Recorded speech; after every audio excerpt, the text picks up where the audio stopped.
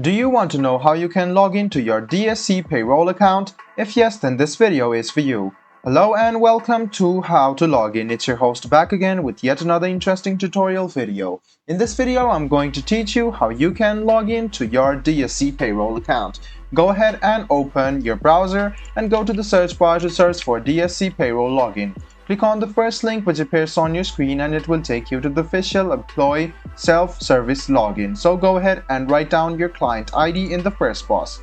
Then write down your username in the second box. And then write down your password in the third box over here and make sure to check your password. After you write down your client ID, your username and password, click Login. This way you can successfully log into your DSC Payroll account. If in case you have forgotten your username or password, these are the links for you to recover your password and your account back. If you want to register or reactivate your account on DSC, you can click on this link.